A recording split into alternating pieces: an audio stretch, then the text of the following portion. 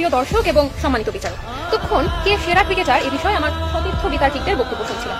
আমি এমন একজনকে নিয়ে বলবো যে নিজেই আপনাকে তার সেরা ভক্ত হতে বাধ্য করবে। একের ভিতর সব, বাংলার নবাব সাকিব আল হাসান।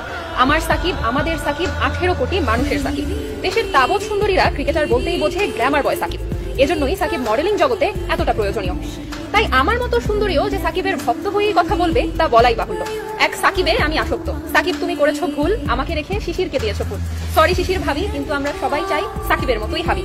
শুনুন শুনুন ক্রিকেট প্রেমীরা, শুনুন দিয়া মন, এসেছি আজ বলতে আমি সাকিব সেরাজন। সাকিব যে শুধু একজন ব্যাটার অথবা বোলার তা কিন্তু নয়, সাকিব একজন অলরাউন্ডার।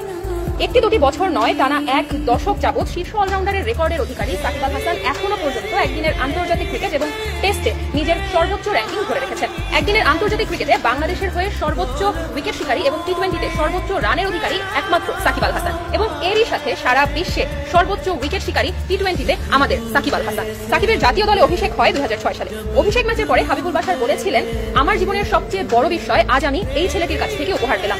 অনুশীলন ম্যাচে কাকে দেখেছিলাম আর আজ আমি কাকে দেখছি। মুগ্ধ হলাম ওর বোলিং দেখে, অবিশ্বাস্য। সেদিন যা যা ভুল করেছিল সাকিব, আজ তার কিছুই করেনি। নতুন করে নিজেকে চেনালো সে। এই ছেলে এক ভুল দ্বিতীয়বার করে না। সাকিবকে ব্যাখ্যা করতে গিয়ে তার সতীর্থরা একটা শব্দ খুব ব্যবহার করেন, আর সেটি হলো ডিফারেন্ট। সাকিব তার ডিফারেন্ট আচরণ সবার সামনে প্রথম প্রকাশ করেছিলেন 2007 সালের বিশ্বকাপে। ওয়েস্ট ইন্ডিজে বসবাসরত বাংলাদেশি প্রবাসীরা এক রাতে তাদেরকে ডিনারের জন্য আমন্ত্রণ জানায়, এবং সেই দিন প্রবাসীরা বাংলাদেশ দলের খেলোয়াড়দের নানা দোষ ত্রুটি তুলে ধরছিলেন এবং বিভিন্নভাবে তাদের সমালোচনা করছিলেন। হাবিবুল বাশার চুপ করে বসেছিলেন, কিন্তু আমাদের সাকিব যে 2006 সালে অভিষেক পায়, 2007 সালেই সে কিন্তু তার প্রথম নীরব প্রতিবাদটি করেছিল। সে না খেয়ে ভরা প্লেট রেখে হাত ধুতে উঠে যায়। শৃঙ্খলা ভঙ্গের অভিযোগে 6 মাসের নিষেধাজ্ঞা মাথা পেতে নিয়েছিলেন সাকিব আল হাসান 2014 সালে। সিপিএল খেলতে তিনি নাকি গিয়েছিলেন অনুমতিপত্র না নিয়ে। নিষেধাজ্ঞা কাটিয়ে ফেরার পরের ম্যাচে এক টেস্টে সেঞ্চুরি ও 10 উইকেট নিয়ে সাকিব আল হাসান নাম লেখান ইয়াং বোথামের পাশে, এবং এর পরের প্রথম ওয়ানডেতে আবার সেঞ্চুরি এবং 4 উইকেটের একমাত্র অধিকারী সাকিব আল হাসান। সাল 2015, আমাদের মুস্তাফিজ ভাইয়ের অভিষেক সিরিজের কথা বলছি। অভিষেক সিরিজের একটি ম্যাচে মুস্তাফিজকে ধোনি এমন ধাক্কা মারলেন যে তার কাঁধ ছুটে যাওয়ার জোগাড়। সেদিনও কিন্তু প্রতিবাদটি আমাদের সাকিব ভাই করেছিলেন, এবং যে কারণে ম্যাচ ফি থেকে 75% কাটা পড়েছিল ধোনির। 2018 সালে শ্রীলঙ্কার বিপক্ষে নিদাহাস ট্রফিতে বিতর্কিত আম্পায়ারিং এর কারণে সতীর্থদের মাঠ ছেড়ে চলে আসতে বলেন সাকিব আল হাসান। সেদিনও বাঘের মতো গর্জনটি আমাদের সাকিব তুলেছিলেন। শুধু 22 গজে ব্যাটে বলে ঝড় তোলাতেই সীমাবদ্ধ নেই সাকিব আল হাসান। তিনি প্রতিকূল পরিস্থিতিতে কিভাবে দলের পাশে দাঁড়াতে হয় সেটি খুব ভালোভাবেই জানেন। সাকিব একটি মহাকাব্য, যার শেষ অধ্যায় কোথায় সেটা আমরা কেউ জানি না। সেটি জানা আছে শুধুমাত্র সাকিব আল হাসানের। বাংলাদেশের সবচেয়ে বড় ব্র্যান্ড সাকিব আল হাসান। সাকিব আল হাসানের ধারে কাছেও আজ পর্যন্ত কেউ যেতে পারেনি। তিনি একজন অসাধারণ ট্যালেন্ট, তিনি একজন বিতর্কিত ট্যালেন্ট। বিতর্কিত এবং প্রতিবাদী খেলোয়াড়রা বারবার প্রশ্নবিদ্ধ হন এবং ভুলভাবে উপস্থাপিত হন। বাংলার দামাল ছেলেরা সবাই খুবই ভালো খেলেন এবং দর্শকের ভালোবাসা মাখা করতালি উপহার পান।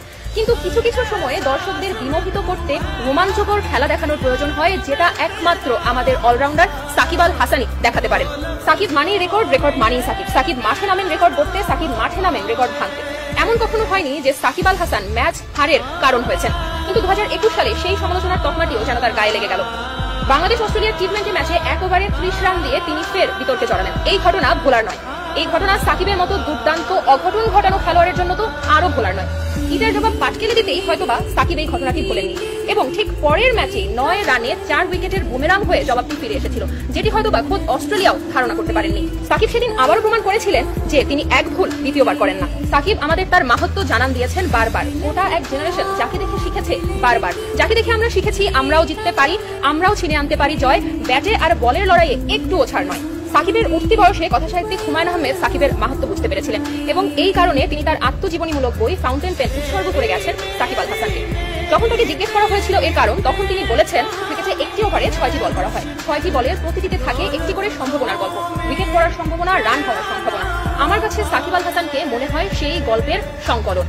তিনি আরো বলেন, বল পেনের কালি শেষ হয়ে গেলে সেটি দিয়ে আমরা লিখতে পারি না, কিন্তু ফাউন্টেন পেনের কালি শেষ হয়ে গেলে সেটিতে আমরা আবার কালি ভরে ব্যবহার করতে পারি, আবার লিখতে পারি। সাকিব আমাদের ফাউন্টেন পেন। সবাই থেমে গেলেও সাকিব থেমে যান না। ছেলেটা অদম্য, ছেলেটা অফুরন্ত। 2014 সালে টি-20 বিশ্বকাপে বিদেশি খেলোয়াড়দের শক্তির উৎস বোঝাতে সাকিব বলেছিলেন, ইংল্যান্ড অস্ট্রেলিয়ার প্লেয়াররা বেড়ে ওঠার সময় পুষ্টিকর খাবার পায়, ডিম, দুধ, অরেঞ্জ জুস বাধ্যতামূলক। সেই সাক্ষাৎকারের মূল কথা না বুঝে আমাদের দর্শকরা শুরু করলো অরেঞ্জ জুস নিয়ে ট্রল করা। তখনই সাকিব আক্ষেপ করে বলেছিলেন, এই দেশের মানুষ আমাকে কখনো বুঝবে না। সত্যিই তো, আপনারা সাকিবকে বুঝলেন কোথায় বলুন? যদি বুঝতেন তাহলে তো আজকে সেরা তকমাটা অন্য কারো পাশে লাগাতে পারতেন না। মাননীয় বিচারক, সবশেষে আমি এটাই বলতে চাই, সাকিব আল হাসান যে সেরাদের সেরা, এ বিষয়ে কোনো সন্দেহের অবকাশ নেই। আমরা গর্বিত, কারণ সাকিব আল হাসান আমাদের দেশের সন্তান। ধন্যবাদ মাননীয় বিচারক, ধন্যবাদ সবাই।